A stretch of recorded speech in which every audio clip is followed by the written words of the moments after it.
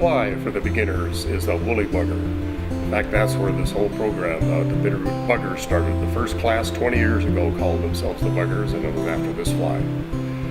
This is a very effective fly. You can fish it in lakes, you can fish it in streams, deep water, shallow water, many different colors, many different sizes.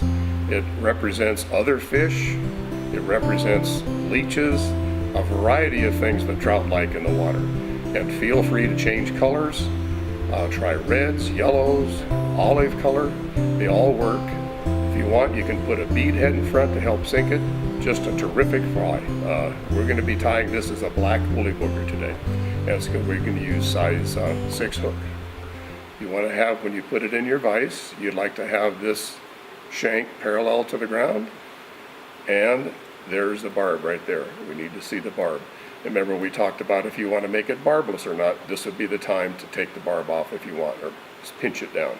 Remember how we showed you in the beginning part? You go over the top, right up in front, and now we're going to wrap a real nice base of thread. Hold that tip up, and as you start wrapping, you can see this extra piece is pushing that thread down, making a nice even coating of thread for that shank. That's very good. That helps the material stay on the hook. The next materials that you're going to tie, works very well for that. Okay, now when we get up close to that tip, now is a good time to go ahead and cut off the rest. And then now we're just going to finish this, take it right down to, like we talked before earlier. See that barb right down? Whoops, one more turn. One more. There we are. Now you can see that thread is hanging right by the barb. So all the material, the only place it goes is where that thread is going. And all flies, the one place we have to avoid, there's a head that we're going to put on here about the same length as the eye right there. So we don't want to get material in there. That's the last thing we do is tie the head, take off the thread, and finish the fly. Okay, so we're going to put on some real fluffy material for the tail. This is called Marabou. Comes in all kinds of different colors. You can see just takes hardly any effort at all to get that to move. So we're going to go up the shank a little ways to tie it in. We'd like to have it a little bit longer than about right there, maybe a little shorter. We don't want it too long or it'll wrap around and get caught in the hook. So about that long. See, that's about the length of the hook. So you hold it up there. Now, if you remember when we talked about that pinch technique to tie in materials. So I'm holding it between my thumb and forefinger. The material is right on top of the hook.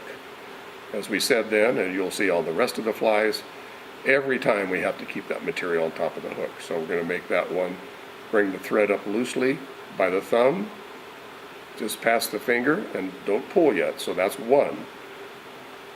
Past the thumb, past the finger. Now when you have it, now you pinch and pull. Pinch and pull straight down. Now everything is tied right on top of the hook. So give it a few more wraps. Wrap it right back to where the barb is. There we are. A couple more wraps. Then if you want, now you can trim it off. And a good way to trim it is hold the scissors parallel to the shank. That takes it off in a nice slope fashion and keeps the body nice and smooth. Now we need a body, and we have some chenille. You'll have some of that in your package, and it's black. Again, you can use, another good one is everything the same except use olive chenille. That's what a lot of people think is the original bugger, is with olive. So we're going to hold that right on top, just like on all of them. Up past the thumb, over the top by the forefinger, loose. One more of those, past the forefinger, that's two. Pinch and pull. There it is right on top of the hook. So while you're holding that, go ahead and wrap that back to the shank where everything else starts, and then you can trim off this if you wish. If this gets in your way, we can tie this, stick that in a material control thing if you have one on your vise. If you don't worry about it. Okay, now we got this big black feather.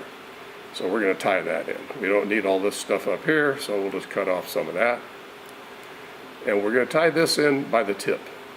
So just like we do in all materials, pinch it, Go up over the top, soft pinch,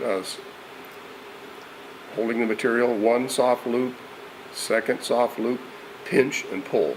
There it is, right on top. Now you don't have to trim that off because we're going to cover it all up. We're just going to take the thread right up to almost the front. Remember we talked about we want to leave some space for the head.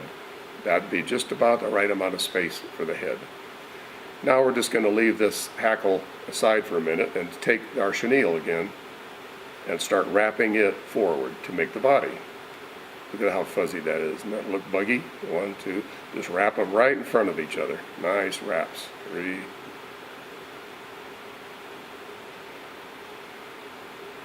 This soaks up water, and this is a fly that you want to have fish deep if you can. That's why if you want, you can always add a bead or lead to this. A fly shop can help you select that depending on the size of the fly, the proper size of bead. So 3, 4, see how I went over 3 times. Now one wrap in front. Now we can trim off that material. Now we're ready for the hackle. So now we're going to take this is hackle. We're going to make wraps around that body right over the top of that chenille. Watch what happens here. Pretty soon, oh boy, there it goes. Now it's getting nice and fuzzy. If it gets too short, you can always use your hackle pliers, but looks like we're okay here. Let's put the hackle pliers on, it'll make it easier. So you just clip those on right on the stem. See, now you get the whole thing. Look how fuzzy that is. Doesn't that look cool? Whoops. Sometimes it breaks. Don't worry about it. That happens all the time. So we'll just put it on again. And just pick up right where you were. No problem. Go forward. There we go. Look how fuzzy that is. When that gets in the water, it's gonna undulate and flow. Look real good to the fish. We'll go, let's get one more wrap here. There we go. Now remember what we do? We go over the top, drop it once, over the top, drop it twice, over the top 3 times, now right in front. Now we can take the pliers off and trim off this piece like that. See, now we're almost there. So now we're going to start adding that head up here, and take your fingers and kind of hold them like this, and you can hold everything back, and we're going to wrap back on the material just a little bit and see how that pushes everything back. It just makes it look very natural on the water. Okay, now that we're up here, we can finish our head, and that's up to you. You can make it a big fat head if you want, or a thin head, but make it nice and tapered. It just makes it look nice here. How about that? That's good. Now we're going to finish it off. So we can use our ballpoint pen or our bodkin. Hit it on the top, wrap it around once, pull it up over the eye. So there's 1. We'll do this 4 times. 2, 3, and 4. And then give it a good tug. We'll trim that off. So that's essentially done, except if you'd like to add head cement, you can. So you can buy that at your shop. That's your local fly shop. You can put it on. So if it's here, you can put it on with your bodkin. And once it's dry, make sure that you clear out the eye, because once you're out there fishing, if your fingers are cold and the fish are jumping and you want to get it in there and that's all full of cement, it's frustrating. So there you have it. Again, you can tie it in a multitude of sizes, larger and smaller, many colors, and that's the woolly bugger, a great pattern.